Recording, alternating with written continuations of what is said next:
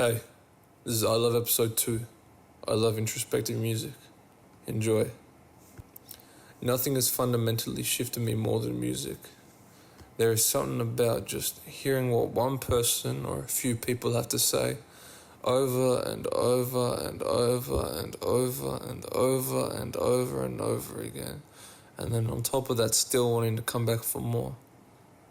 You hear a line once, or a song or an album, and when it's right, it's never enough. It's not even close. There's no limit on how much is enough. We fall in love with the words, with the instrumental. It fills our minds, it moves our bodies. We repeat it again and again. Isn't that insane?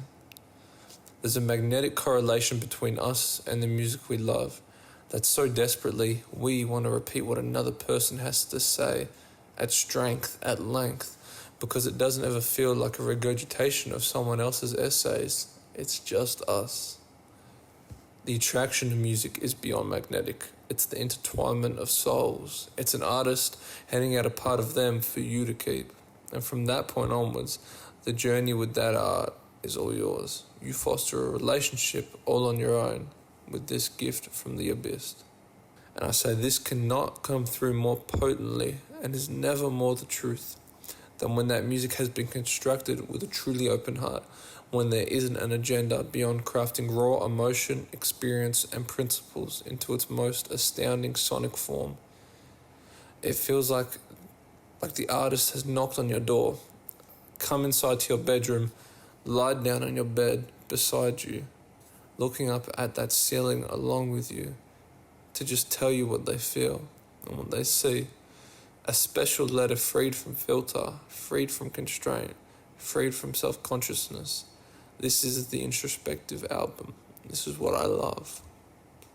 See, I speak primarily from the perspective of hip-hop records, which does naturally lend one to seeking out that healthy, meaningful indulgence in the self. And I believe this stems firmly from two primary sources. Firstly, the poetry innately in the genre. It lends itself to persuasive language, riddled with technical skill that runs a soft hand down your face, opening your heart and inviting your mind. The way the poetry of rap consistently commits itself to being so conversational compounds the inherent thoughtfulness it comes to play with. You're not listening through a wall. You're not eavesdropping on a conversation at someone else's table. You're not watching someone else's story. You are half of its life force. You don't so often feel as you're listening as much as you feel you're being spoken to. That dramatically enhances how potent these songs and albums feel. The connection feels essential, almost demanded by the artist in question. And the other source of what makes introspective rap so particularly powerful is the weight, strength, and importance of the flip side, braggadocio.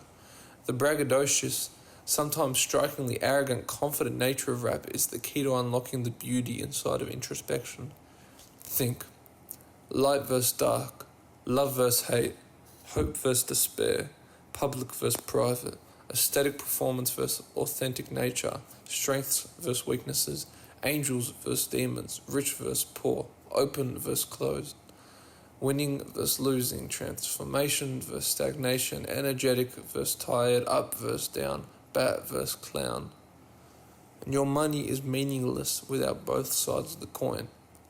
Attachment to art and an artist grows, and they become our idols, our heroes, to some our gods, to many others a guiding, driving, motivating light that inspires so many of our moves, or maybe simply the right move at the right time, the lightning that strikes the stars that align.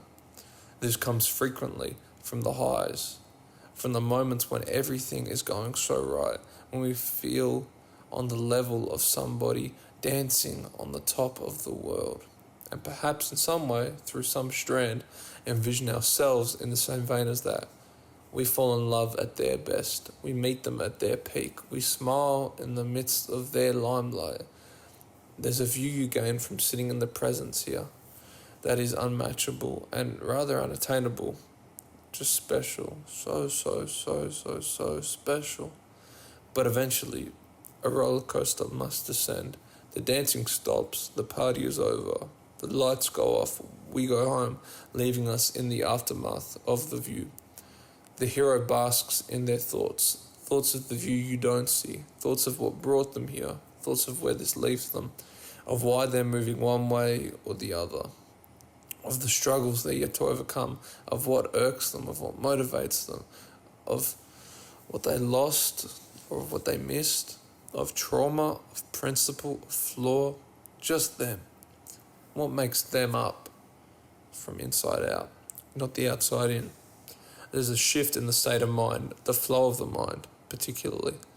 Some sort of transcendence into something much more delicate and vulnerable. And we care so much more because of the power they have instilled us with. And now we need to listen to them as they contemplate their narrative that instills the foundation for empowerment. The answer to why they are the way they are would not resonate as profoundly if we didn't know what they would do for us with their nature. The magic doesn't just come from hearing a flowing tunnel of thought of the conscious mind's critical nature and struggle. The effect is in the contrast, illuminating a fully realized three-dimensional person, a conversation regarding both the internal and external worlds. These key factors are thoroughly present in the makeup of some of my favourite albums to bring this topic to life through, and I want to address albums on a holistic scale here, as it provides a fascinating view of the shift in creative direction from one body of work to the next. Kendrick Lamar's Damn, Drake's Take Care, Tyler the Creator's Call Me If You Get Lost, Kanye West's Graduation, Frank Ocean's Channel Orange, J. Cole's 2014 Forest Hills Drive, even Jack Harlow's Come Home the Kids Miss You. These all feel like artists on top, icons who seem to be in a state of untouchability, going on a run, a flow state of life where any shot they pop will splash.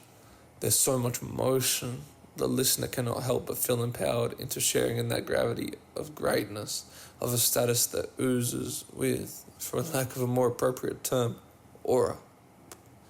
This is the utmost echelon, number one on the podium, the feeling of being him. Then, do you want to know the beautiful thing that each of these artists shared with one another?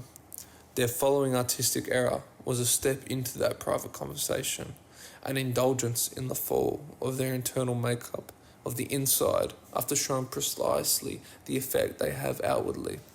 The Mr. Morale era, the Nothing Was the Same era, the Chromacopia era, the 808s and Heartbreak era, the Blonde era, the For Your Eyes Only era, the Jackman era.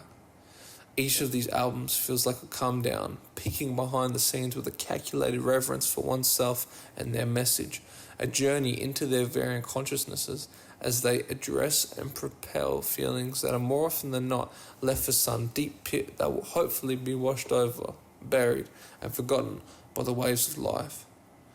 It feels like it enables great opportunity for growth, a real sign of maturity that the action post-great success is not just some doubling down on the same sounds that got them to where they are, leaving their work more hollow, shallow and thoughtless as a result, but instead a true reflection. Jackman has highlighted questioned the appropriateness of the spot he has grasped in the rap game, wondering whether his time in the spotlight is worth the consequence as he contemplates the validity of this seeming imposter syndrome. On Nothing Was the Same, Drake acknowledges the distance and separation that has formed out of his success, with that isolation being both his biggest motivation, a reward that he has worked years for, but also his most challenging consequence that he must deal with.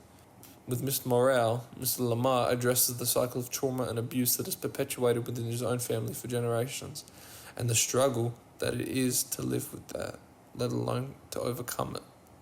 These records indulge the psyche in conversation, allowing us to better understand what these people have done and the thought processes behind them. We get the inside scoop on all these major movements from the primary source. Most likely, we do not truly know them as people. However, we feel much more of a kinship connection and comprehension of their self than ever before. And then the cherry on top for these albums is so often the euphoric climax, or at least an overall revelation of the controlling idea that they pack their punch with. It's what fuels you as the listener. Jackman leaves the conversation with this prevailing sense of an almighty belief in oneself, a trust of instincts and what they love the most, no matter what question becomes posed towards them.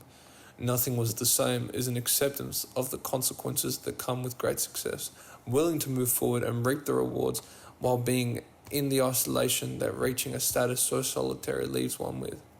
And Mrs. Morale is such a juggernaut, the sensational power of allowing a cycle to end with you, enabling the life that comes after yourself to live comparatively unimpeded, healthy, free from the burden of past indiscretion, with the ball being in your court to make the right or wrong choice, but at least it's yours to make.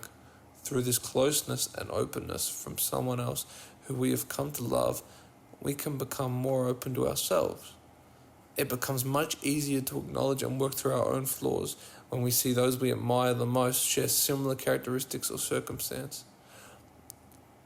The unfound and almost deeper beauty in introspective music is there is no forcefulness, there is no obligation, there is only the sheer fact that your anchor and inspiration has now become your mirror.